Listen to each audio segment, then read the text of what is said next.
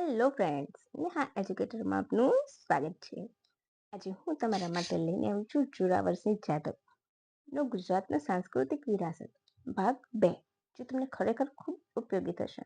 જો તમે ભાગ 1 ન જોયો હોય તો જરૂરથી જોઈ લેજો. અને સાથે સાથે હસુતાબેન ચંદાણી, જે ગ્રંથ નિર્માણ બોર્ડની ઓથેન્ટિક બુક્સ હોય છે ને એનો ડેટાને ઓથેન્ટિક ગણવામાં આવે છે અને એના આન્સર પણ માન્ય ગણવામાં આવે છે. એના ઉપર પણ મેં વિડીયો બનાવ્યો છે ગુજરાતના સાંસ્કૃતિક વારસા ઉપર હસુતાબેન સેંદાણી. 4 થી 5 ભાગ છે, તો તમે જોઈ લેજો એ.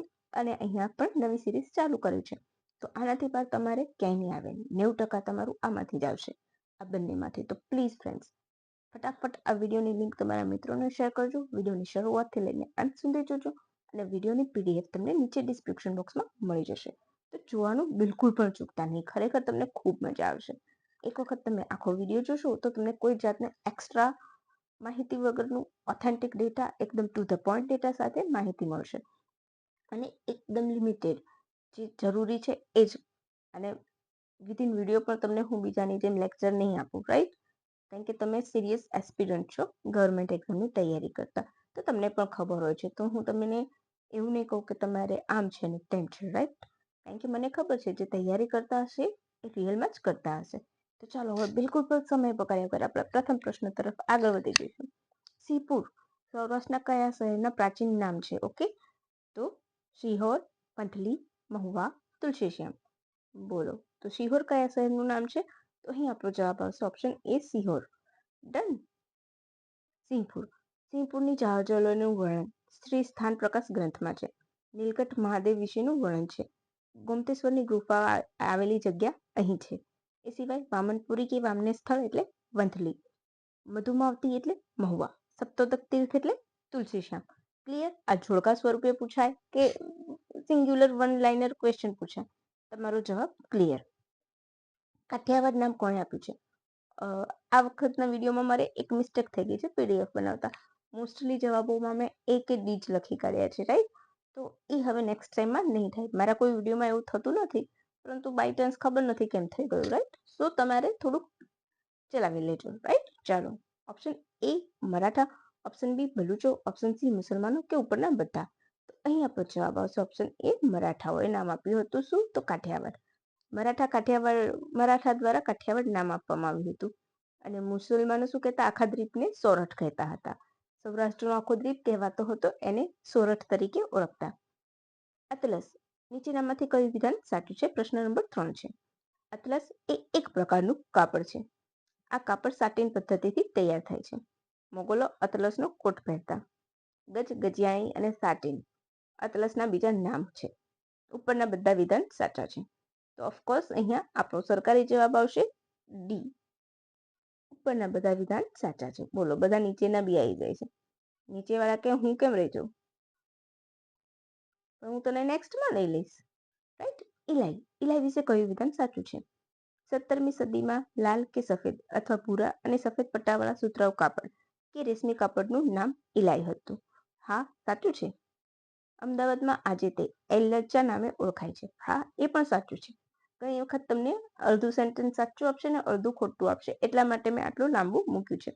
લાસ્ટ ડીવાયએસનું જોયું હતું ને કે આવા નવા લાંબા ઓપ્શન્સ વાળા ઓપ્શન હતા, રાઈટ? પ્રશ્નો નાના અને ઓપ્શન મોટા મૂક્યા હતા.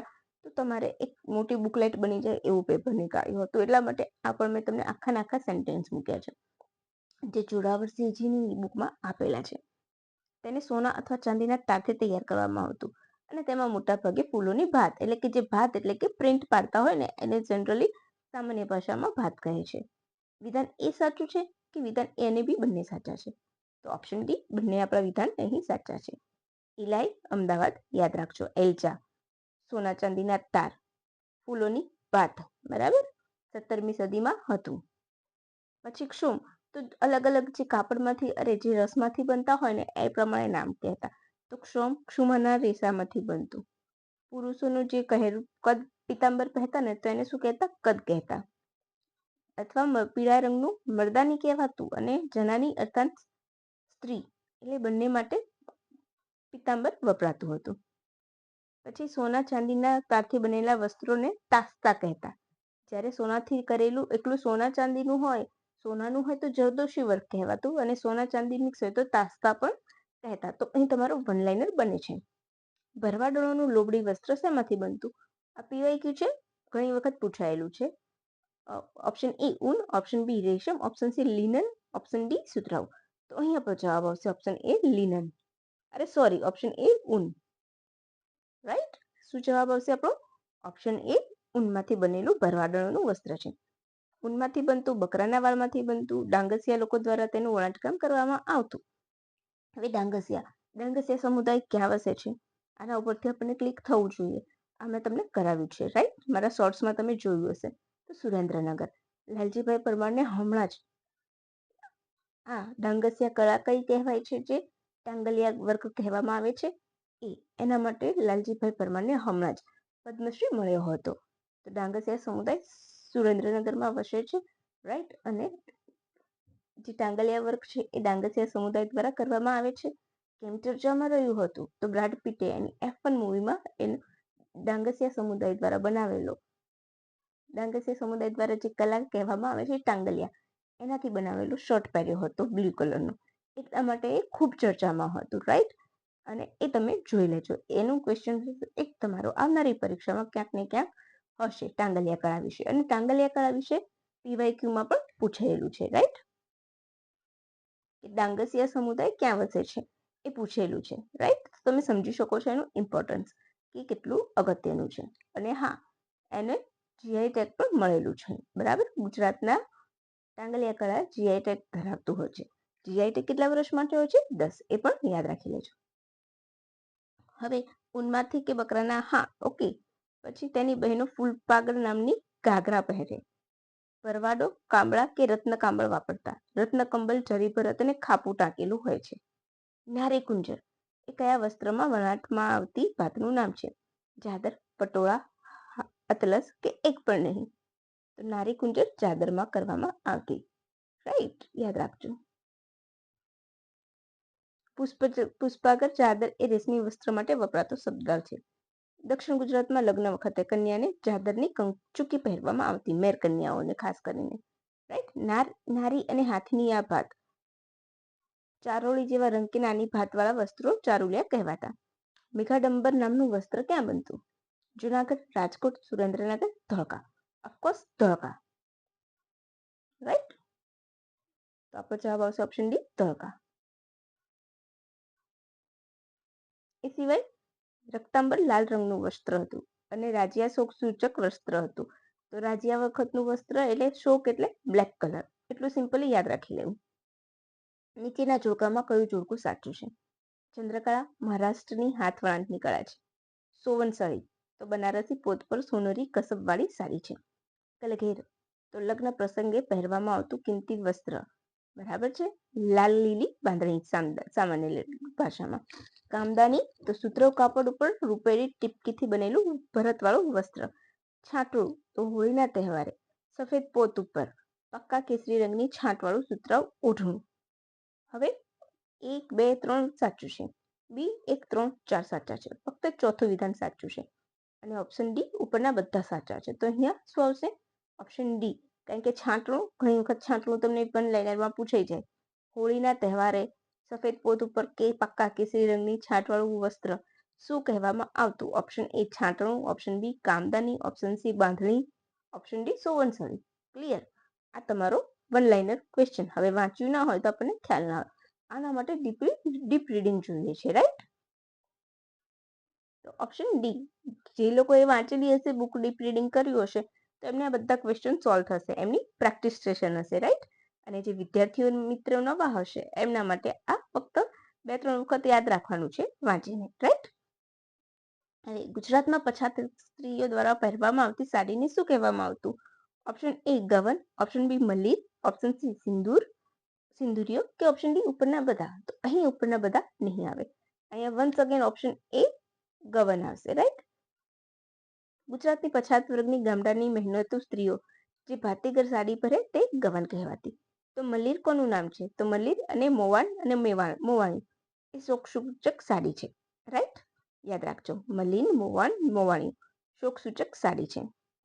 સિંદુરિયો મદ્રાસ્યું, બરાબર. એનું બીજું નામ શું છે? સિંદુરિયાનું મદ્રાસી. કસુંબો ત્રીજું નામ છે, બરાબર. તો કોણ પહેરતું? તો જૈન કે મારવાડી વિધવા સ્ત્રીઓ પહેરતી સિંદુરિયો, મદ્રાસી, કસુંબો જૈન કે મારવાડી વિધવા સ્ત્રીઓ દ્વારા પહેરવામાં આવતું કથ્થઈ રંગનું વસ્ત્ર છે. ક્લિયર? તેમજ વસ્ત્રની સાથે નગરોના નામ પણ જોડાયેલા છે. પાટણના પટોળા, ભરૂચી બાસ્તા કે ભરૂચિયા, જામનગરના નગરિયા, વિજાપુરના પુરિયા અને સુરતી કિનખાબ. આ બધા તેના લોકલ નામ ઉપરથી નામ આપવામાં આવ્યા છે. તો તમને સિમ્પલી જોડકામાં પણ પૂછી શકે છે. પાઘડી વિશે કયું વિધાન સાચું છે? કચ્છ અને સૌરાષ્ટ્રમાં 18 વર્ણની અલગ અલગ જાતની પાઘડી જોવા મળે છે. Yes, right. ગુજરાતમાં 8-10 પ્રકારની પાઘડીઓ જોવા મળે છે. Yes, right. તો બંને રાજ સાચા છે. તો વન્સ અગેન સરકારી જવાબ ઓપ્શન ડી, બંને વિધાન સાચા છે. રાઈટ. મોરબીની ઈંઢોળી જેવા ચક્કર ઘાટની આ પૂછાયેલું છે, એટલે યાદ રાખજો. કયા રાજ્ય જિલ્લાની કઈ પાઘડી જાણીતી છે? કયા જિલ્લા અથવા તો કઈ જગ્યાની? બરાબર છે. બરડાની ખૂંપાવાળી, ગોંડલની ચાંચવાળી, જામનગરની ઉભા પૂળા જેવી જામશાહી, ભાલ, ઝાલાવાડ, ઓખા આંટિયાવાળી, સોરઠની સાદી અને ગીરની કુંડાળા ઘાટની.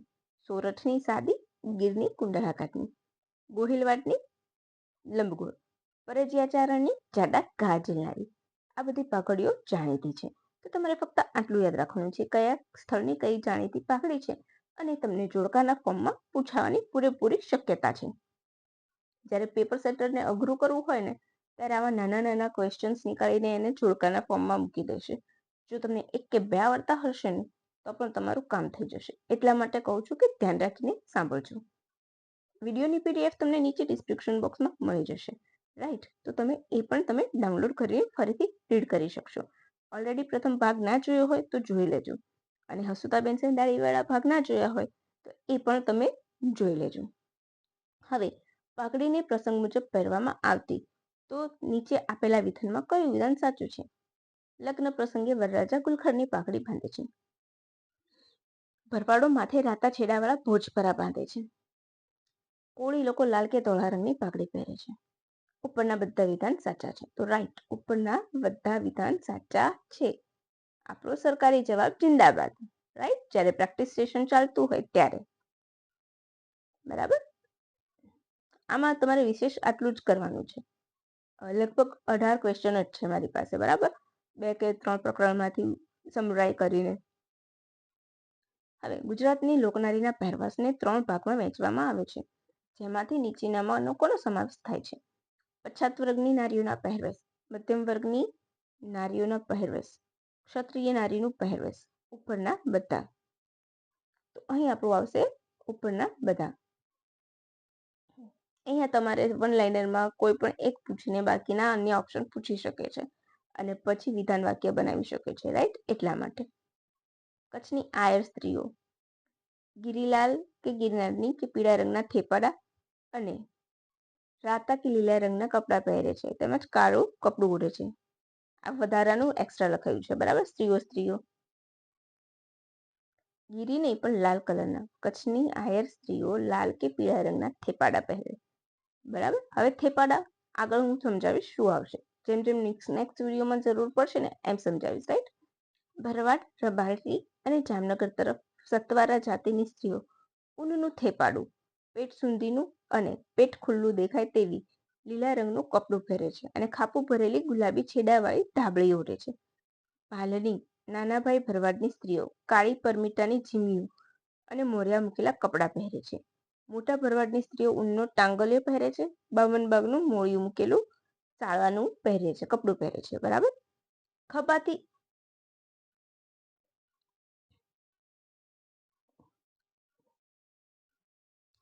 ખભાથી પગ સુધીનું લંબાઈ ધરાવતું આભું કઈ સ્ત્રીઓ પહેરે છે? ક્ષત્રિય, કચ્છની જતાણીઓ, મેર કે રબારણ? તો અહીં આપણો જવાબ આવશે કચ્છની જતાણીઓ. રાઈટ. Option B. આ આભાનો કોઠાનો ભાગ ભરત ભરેલો હોય છે, તેમજ આભાને બટનને બદલે દોરી હોય છે. માથે ચુંદડી ઓઢે છે અને એના છેડા લટકતા રાખે છે. પોરબંદરની મેરકન્યાઓ શું પહેરે છે? તો ઢાંસિયો. રાઈટ. જેને ધારવો પણ કહેવાય છે. જીભની જેમ કેડે વહેંચવામાં આવે છે. કાળા રંગનું કપડું માથે નાખે છે, પણ સ્ત્રીઓ ગૂઢો રાતો ઢાંસિયો પહેરે છે, અને પિયર જાય એટલે સફેદ ઢાંસિયો પહેરે છે, રાઈટ.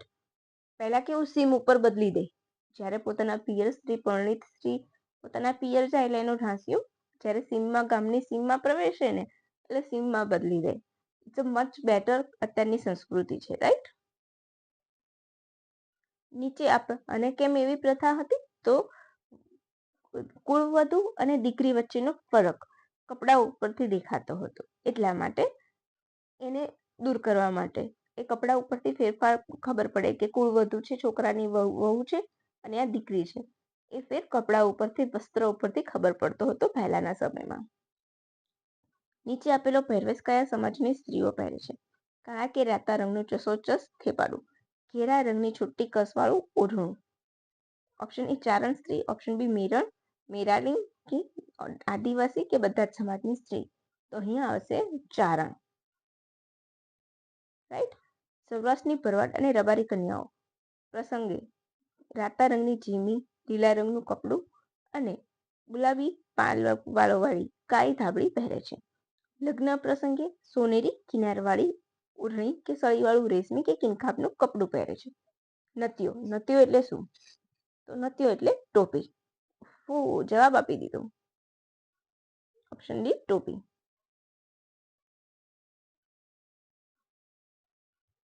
હવે નીચે આપેલા વિધાનમાંથી કયું વિધાન સાચું છે? યુવાન કન્યા ઋતુ ધર્મમાં પ્રવેશ કરે ત્યારે પ્રથમ ઋતુ ધર્મના પ્રસંગે લીલી અતલસની કાપડી પહેરવામાં આવતી, રાઈટ. ત્યારબાદ કન્યા મોસલો કાઢીને માથે ઓઢણી ઓઢવાની શરૂઆત કરે છે, રાઈટ. અને ભરવાડ કન્યાઓ ઋતુ ધર્મમાં પ્રવેશ કરે ત્યારે ઘાઘરી છોડીને જીમી પહેરે છે, તો રાઈટ. બધા વિધાન સાચા છે. એટલે જ્યારે એ જીમી પહેરે ને એટલે કેવું, પહેલા જેમ કે અત્યારે છોકરીઓ ગમે તે માસિક ધર્મમાં હોય તો પણ ખબર ન પડે, પરંતુ પહેલા માસિક ધર્મ આવતો હોય ને ત્યાં પણ આપણને ખબર ના પડે કે હશે. પરંતુ અત્યારે કેવું છે, ત્યારે કેવું હતું કે અમુક પ્રકારના કપડાં દરમિયાન પહેરવામાં આવતા, રીતિ રિવાજો સંસ્કૃતિને ફોલો કરવામાં આવતી હતી, રાઈટ. પછી જ્યારે પ્રથમ વખત માસિક ધર્મ અત્યારે આવ્યો હોય, ઘણી જગ્યાએ ખૂબ મોટો ઉત્સવ ઉજવવામાં આવે છે, રાઈટ. જેમ કે ચાદર પહેરાવવામાં આવે છે, બરાબર, ચાદરની કંચુકી, તો એ પણ ત્યાર પછી જ ખબર પડે છે, પહેલી વખત પહેરાવે છે, અને એક મોટું ફંક્શન થતું હોય છે કે દીકરી ઋતુ પ્રવેશમાં આવી છે, રાઈટ. ઋતુ ધર્મમાં જ્યારે પ્રવેશ કરે તો મોટું ફંક્શન આયોજિત થતું હતું, બરાબર છે. જે હવે પુરાણા રિવાજો હતા, જે હવે વિસરાઈ ચૂક્યા છે, અને બેટર છે કે વિસરાવા પણ જોઈએ. કયા સમાજમાં કન્યાને ચાદરની કંચુકી પહેરાવવામાં આવતી? એઝ યુઝ્યુઅલ આપણે આગળ જોયું છે, તો મહેર કન્યા. ને આજનો છેલ્લો પ્રશ્ન, નીચે આપેલું જોડકું યોગ્ય રીતે જોડો. તો ચારુલિયા, ચારોળી રંગના વસ્ત્રો, રાઈટ, સાચું છે. ઉમાવહી, તો શું છે? આમાં મેં ઓપ્શન જ નથી આપ્યું, બુટ્ટીવાળા વસ્ત્ર છે. ગવડી, તો હાથની ભાત ધરાવતા વસ્ત્ર. ચંદ્રકળા, તો હાથ વણાટની મહારાષ્ટ્રની સાડી. તો બધા વિધાન સાચા છે, રાઈટ. યોગ્ય રીતે જોડાયેલા છે. ને કલઘેર એટલે લગ્ન પ્રસંગે પહેરવામાં આવતું બાંધણીવાળું વસ્ત્ર. તો આનાથી તમારે વિશેષ બાર ક્યાંય નથી જવાનું. હવે તમારે આગળ પણ મેં જોડકું આપેલું છે, આ ભૂલથી મારો ક્વેશ્ચન રિપીટ થયો છે, તો તમે આગળનું જોઈ લેજો, બરાબર છે. હવે તમને ખરેખર ગમ્યું હોય ને તો વિડીયોની લિંક તમારા મિત્રો સાથે શેર કરવાનું ભૂલતા નહીં, અને હા, લાઈક કરવાનું આ વિડીયોને બિલકુલ પણ ન ભૂલતા, ખરું ને ફ્રેન્ડ્સ? તમારી લાઈક મને ઇન્સ્પિરેશન આપશે, તમારી કમેન્ટ મને ઇન્સ્પિરેશન આપશે, તો પ્લીઝ કમેન્ટ પણ કહેતા રહેજો, રાઈટ. ચાલો ફ્રેન્ડ્સ, તો હવે રજા લઈશું. ફરીથી આપણે મસ્ત મજાના નવા ભાગ સાથે ફરી મળીશું, પરંતુ હસુતાબેન સેંધાણીના વિડીયો જોવાનું ચૂકતા નહીં, રાઈટ. એવું હશે તો હું પ્લેલિસ્ટ અહીંયા શેર કરી દઈશ નીચે ડિસ્ક્રિપ્શન બોક્સમાં, જેથી કરીને તમને ઇઝીલી ત્યાં પહોંચી શકશો, રાઈટ. તો ચાલો ફ્રેન્ડ્સ, રજા લઈશું. By friends, and have a good day.